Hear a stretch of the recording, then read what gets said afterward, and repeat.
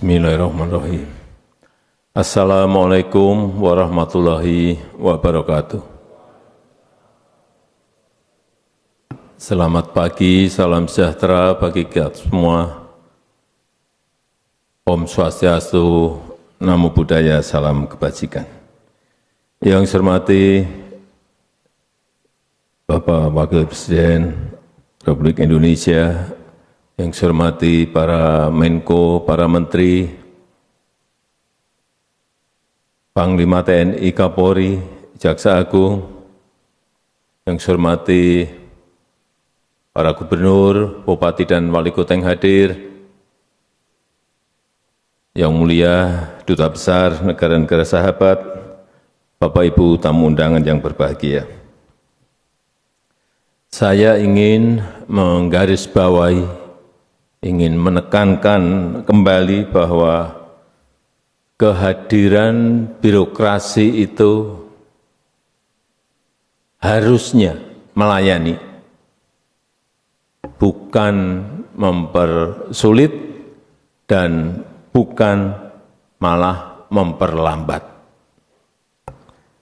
Sehingga seharusnya yang menjadi tolok ukur adalah kepuasan masyarakat, adalah manfaat yang diterima masyarakat, adalah kemudahan urusan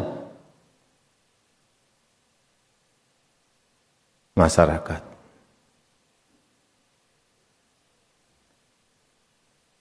Tapi bagaimana bisa lebih mudah kalau di kementerian, di lembaga, di pemerintah daerah, provinsi, kabupaten, kota, ini ada kurang lebih 27.000 aplikasi, 27.000 platform yang berjalan sendiri-sendiri, yang kerjanya juga sendiri-sendiri. Enggak akan mungkin tadi yang saya sampaikan, mempermudah, mempercepat, enggak.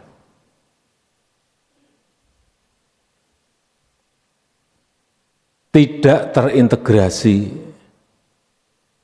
dan bahkan banyak yang justru tumpang tindih. Oleh sebab itu, perlu saya sampaikan, mulai tahun ini, sudah saya sampaikan di Januari yang lalu, mulai tahun ini berhenti membuat aplikasi baru. Mulai tahun ini berhentilah membuat platform baru. Stop. Karena tadi 27.000 aplikasi yang ada.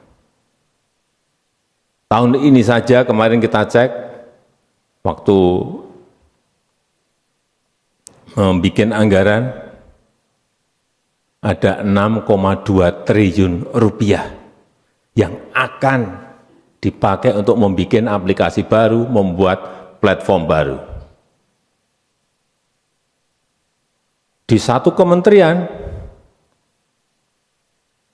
ada lebih dari 500 aplikasi, bayangkan. Karena mungkin dulu setiap ganti menteri, ganti aplikasi. Ganti dirjen, ganti aplikasi.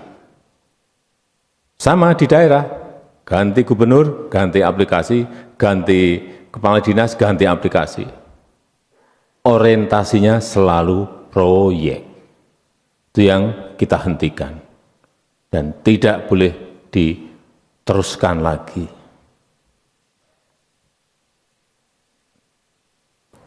Di Kementerian Kesehatan,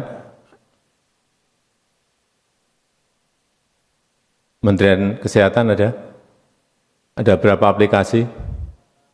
400. Bayangkan, satu kementerian 400. Saya enggak akan tanya yang lain, karena kalau tanya mesti lebih dari itu, banyak yang lebih dari itu. Ada yang lebih dari 5.000. Saya enggak tunjukin di kementerian mana.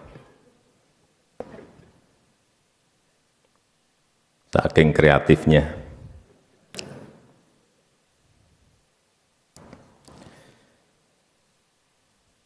Jadi sekali lagi, Kementerian Kesehatan aplikasi sendiri, layanan pajak aplikasi sendiri, untuk layanan pendidikan aplikasi sendiri, semua. Kalau sudah ada yang baru, apa yang terjadi? Install lagi, isi data lagi, ruwet. Inilah yang kita stop.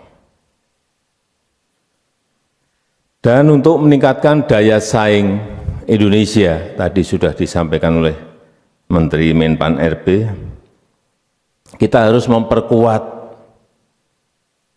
digital public infrastructure kita, semacam jalan tol untuk digitalisasi pelayanan publik negara kita.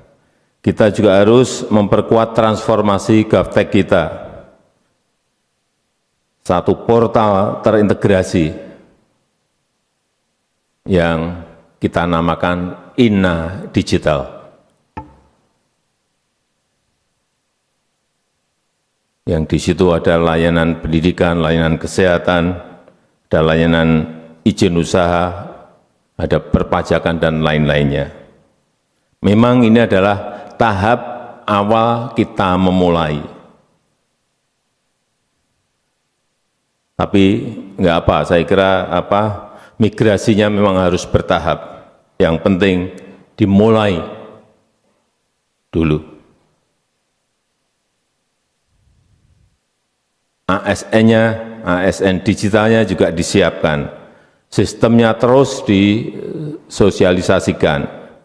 Kemudian diperbaiki terus dan dilanjutkan secara bertahap.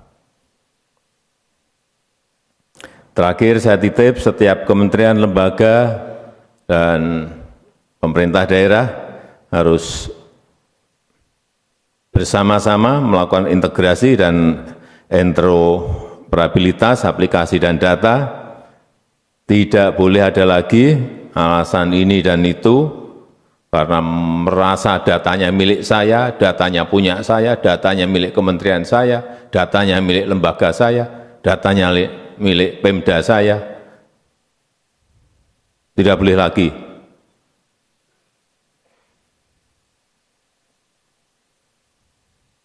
Tidak akan maju kita kalau kita masih egosentris, itu kita pelihara. Jadi sekali lagi, tinggalkan praktek-praktek lama, tinggalkan mindset lama.